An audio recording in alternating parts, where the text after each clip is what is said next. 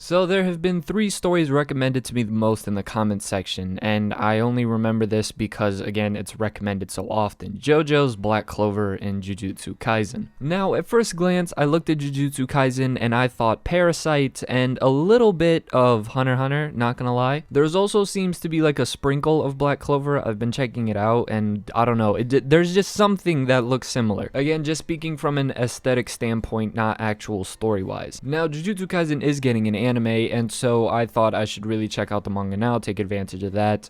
But before getting into it, if you are new to the channel, make sure you like, comment, subscribe, and turn on the bell notifications, that way you don't miss a video on some of your favorite anime, manga, or whatever content. And without further ado, cue the intro.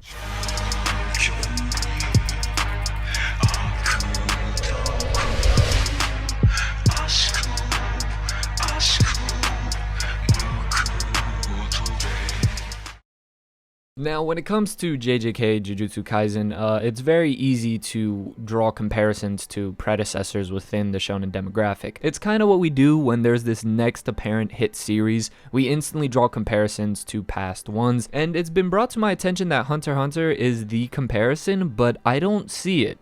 I really don't see it. I see much more like early Naruto in the sense of tone and how intense it can get.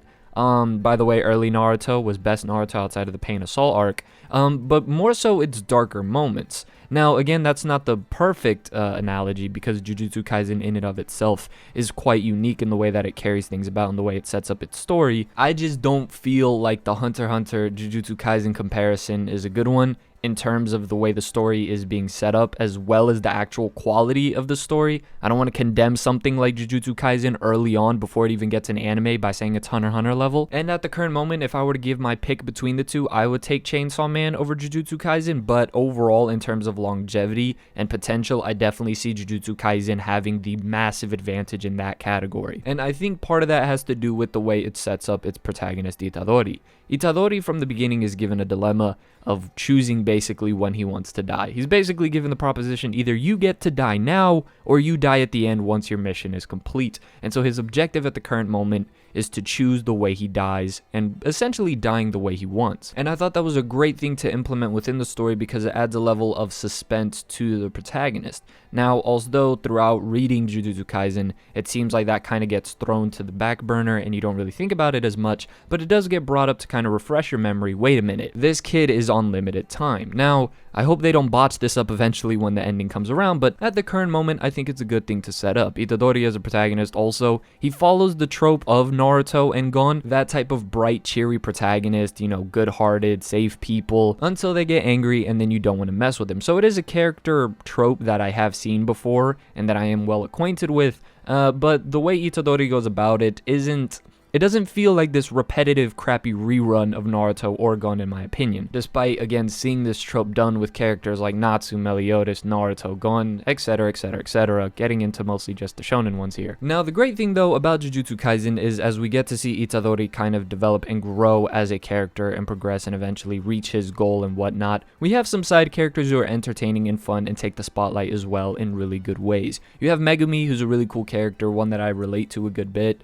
He's definitely one of my favorites, if not my second favorite throughout the entire series, and large part of that has to do with the abilities and moveset he has, and that's something about Jujutsu Kaisen that's really cool, the character's abilities and powers. It reminds me of a few other series. I'm still trying to put my finger on it what exactly, but some of the abilities are like JoJo level wacky, if I'm being completely honest. Regardless, the fights are still extremely entertaining due to these characters having very unique and at times very abstract kind of powers. Megumi's being one of my favorites, again, him being my second favorite character, and my favorite character in the entire series. I mean, for those of us that have read Jujutsu Kaisen, I think you all know who the #1 guy is. He's on the thumbnail. And I mean, come on, every series has that one character. Sometimes it can be a few, but there's usually that one overall consensus favorite throughout the fan base. And despite his name being a choking hazard, he's overwhelmingly my favorite character in the entire series, Goju Satoru. He's definitely going to be the one who kind of has the spotlight for the moment, whilst Itadori can grow and kind of learn his powers and become a better character as time goes on. And it is a very fine balance when it comes to writing a character like this, because even though Goju's presence is a big one, he doesn't necessarily take all of the glory from Itadori. Itadori still is given his vast moments to shine and grow and handle his business. Now, some of the other side characters are really cool, for instance, like Panda and Itadori's brother, the big old sumo guy who's extremely powerful as well. His name is missing in my head at the moment, but y'all know who I'm talking about. And then you also had the one doll, the guy who was like, he was missing half of his body and whatnot, and so he was using like a mechanical robot or doll to fight. That thing looked absolutely sick. And the antagonists so far have been pretty cool. The one that stood out the most was during hiding inventory when they were trying to protect somebody from these two groups that were trying to basically assassinate her and or kidnap her. But as for the antagonistic force in Jujutsu Kaisen, there's definitely a lot more to be seen from them. Things definitely have been picking up in the most recent chapters for sure.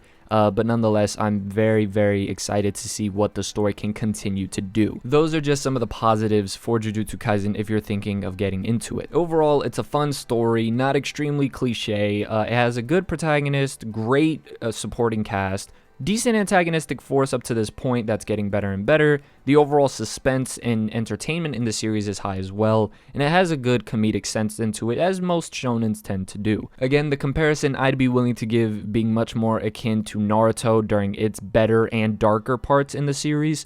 I wouldn't go as far as to call it a masterpiece. I saw that in like the community post. That is extremely premature of a story that is still in this kind of stage. Part of being a masterpiece is standing the test of time. I'm hoping the anime adapts the manga well. I think this is a series that will work better as an anime than a manga versus like Chainsaw Man, which I think is actually better as a manga, and I could see it having issues as an anime adaptation. But I think this series does have potential, but potential does not equate to current quality within a series, hence why I'm not willing to put it up there with Hunter x Hunter. I find that a little bit disrespectful to Hunter x Hunter. Overall, this is a good and solid series that has a lot of room to flesh out some of the themes that have been presented and some of the plot devices that have been implemented from the beginning, especially pertaining the main character, Itadori. So I'm expecting good things from Jujutsu Kaisen, and I think it can only go uphill from here unless they completely botch the next arc. Hopefully you enjoyed the video, and if you did, make sure to like, comment, and also subscribe if you want to see more, and turn on the bell notifications, that way you don't miss when a new video does pop up on some of your favorite anime, manga, or whatever content.